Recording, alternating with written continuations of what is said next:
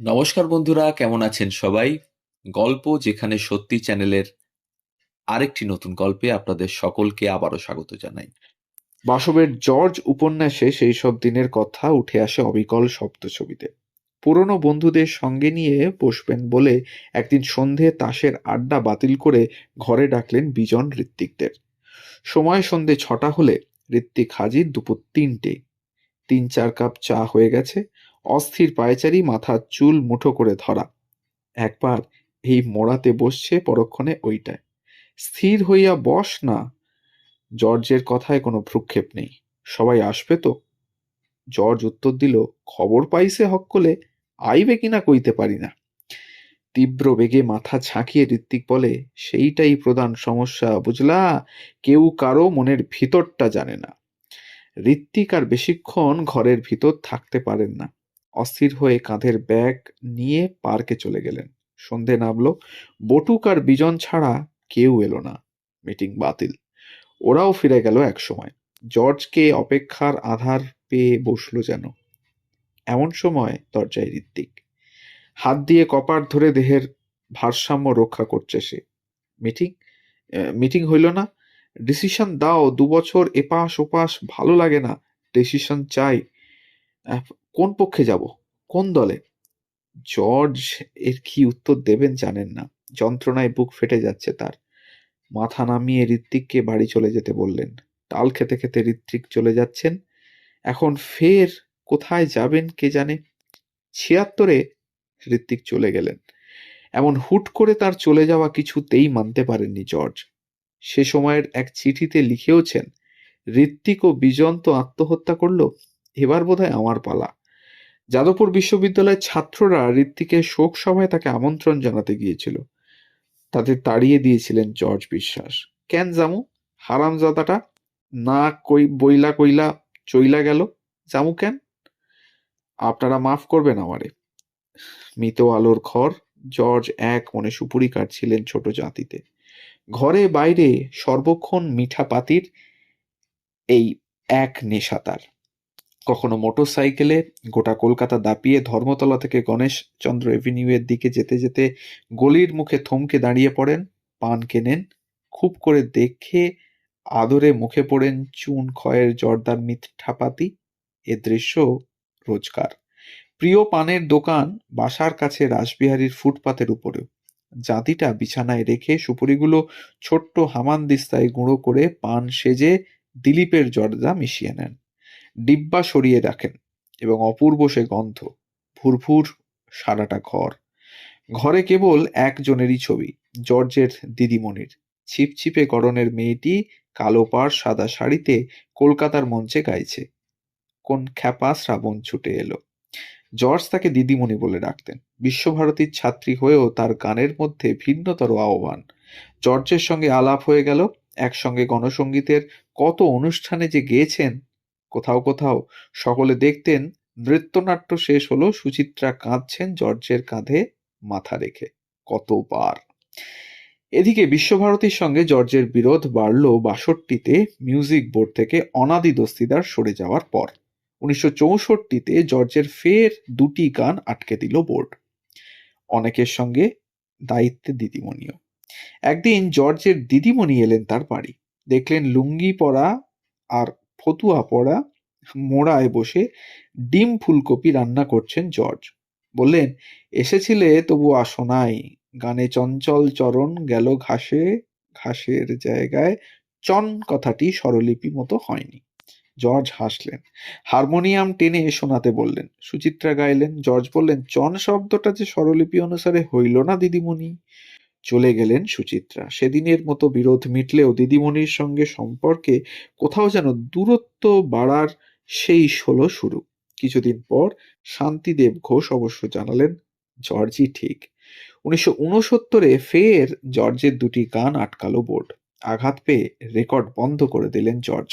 কাতর হয়ে অভিমানে যখন থামলেন তখন তিনি টপ ফর্মে।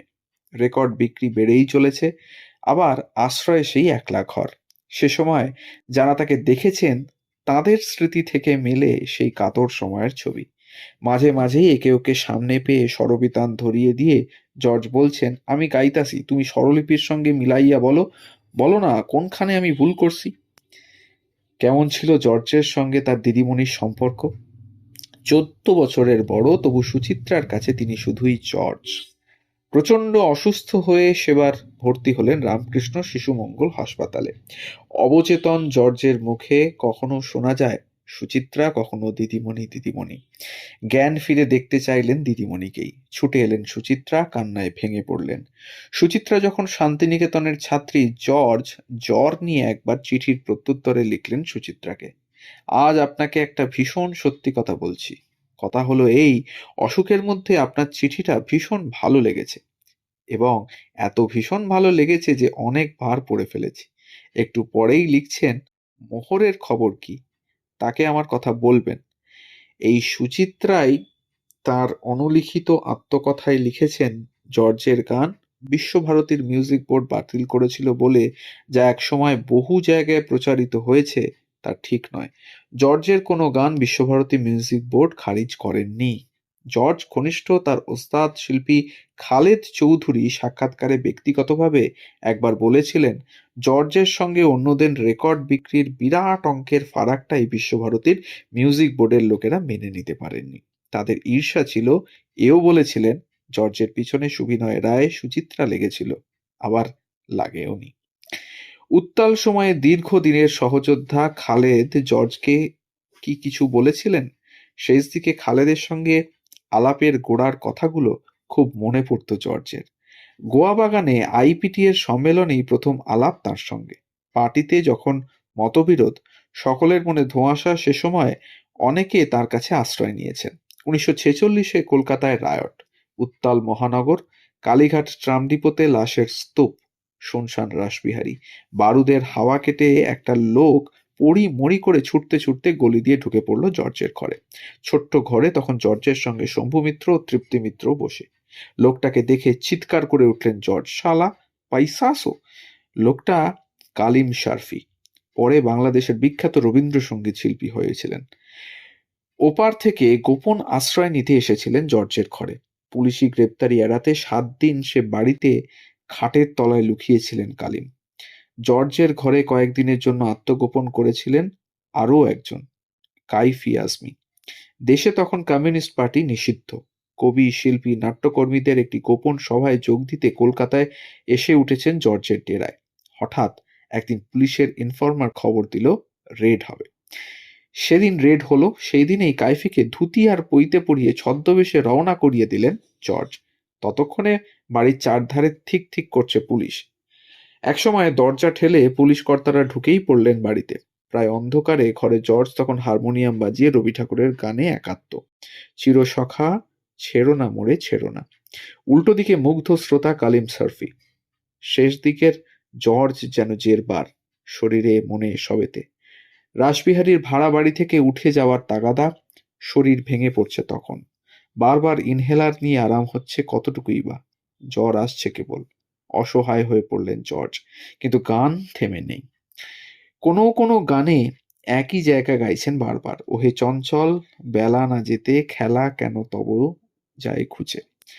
কলকাতার ভরা ময়দানে অগণিত মানুষ নির্বাক হয়ে তখনও শুনছেন তার গান। জর্জ তখন দাড়ি রাখছেন, গেরুয়া লুঙ্গি, ফতুয়া, হাতের লাঠিটা সর্বক্ষণের সঙ্গী। রোগ জর্জর শরীর নিয়ে ইজি চেয়ারে শুয়ে বাইরের আকাশ দেখছেন। উত্তম কুমার এলেন শিল্পী সংসদের অনুষ্ঠানে গান গাওয়ার আমন্ত্রণ জানাতে। জর্জ বললেন, আপনি আইসেন কেন? আমারে তো পুলিশ ডাকতে হইব। অনেক করে উত্তম রাজি করালেন। জর্জ শর্ত দিলেন দুটি, বিজ্ঞাপনে দেবব্রত বিশ্বাস লেখা যাবে না, লিখতে হবে এক বিতর্কিত শিল্পী, আর মঞ্চেও তাই ঘোষণা করতে হবে। এবং তাই হলো। উত্তম কুমার মাইকে বললেন, এবার গান শোনাবেন এক বিতর্কিত শিল্পী। পর্দা উঠে গেল, জর্জ গান শুরু করলেন। হারমোনিয়াম একটু বেলো করে মাথাটা ঈষৎ উঠল যেন। গান শুরু করার আগে সব আলো জ্বালিয়ে দিতে বললেন। গাইলেন, মেঘের পরে মেঘ জমেছে। তার একের পর এক বর্ষার গানে খুলে যাচ্ছে মেঘের ডানা ভাঁজ। স্থায়ী থেকে অন্তরায় ছড়িয়ে পড়ছে মেঘমন্দ্র উচ্চারণের সম্মোহন। কোথাও ঘুরে ঘুরে একই লাইন গাইছেন, কখনো একটু সুরের রেশ টেনে বেশি মাত্রা নিয়ে গাইছেন, যেন বৃষ্টি হাওয়ার নেশা পাক খেয়ে ঘুরছে ময়নাপাড়ার মাঠে। শেষের দিকে চোখেও কম দেখছিলেন জর্জ। আগস্টেই গোলাম মুর্শিদকে চিঠিতে লিখছেন, আমার তো ভবনদী পার হওয়ার সময় হয়ে এসেছে। বেশ কয়েক মাস হয়ে গেল আমার চোখে ছানি পড়তে শুরু করেছে। এখন স্পষ্ট দেখতে পাই না। আর কিছুদিন বাদে হয়তো অন্ধ হয়ে যাব। মৃত্যুর কয়েকদিন আগে কিংসুক আয়োজিত একটা অনুষ্ঠানে রবীন্দ্র সদনে জর্জ বিশ্বাসকে সংবর্ধনা দিয়েছিলেন হেমন্ত মুখোপাধ্যায়। অনেক কষ্টে কাকা জর্জকে রাজি করিয়েছিলেন তিনি। জর্জ গেয়েছিলেন, এখন আমার সময় হলো, যাবার দুয়ার খোলো। কেই বা জানতো সময়ের সেই কড়া নাড়া তখন তিনি শুনতে পাচ্ছিলেন। শরীর আর সায় দিচ্ছিল না। শেষ পর্যন্ত মৃত্যু কামনা করে গিয়েছেন নিজের। শেষ চিঠি লিখলেন মৃত্যুর 11 দিন আগে, আগস্টের 7 তারিখ, সিউড়ির সোনাতোড় পাড়ার অর্চনা বসুকে। জর্জ তাকে মাসিমণি বলতেন। শ্বাস রোগের যন্ত্রণার কাতর জর্জ লিখছেন, ডাক্তারবাবু বলেছেন আমার হাঁপানি একেবারে সারানো যাবে না, হয়তো আক্রমণটা কিছুটা কমতে পারে। এই রকম অকর্মণ্য হয়ে থাকার চাইতে মরে যাওয়া অনেক ভালো। কিন্তু এই আত্মহত্যা করার সাহস আমার নেই।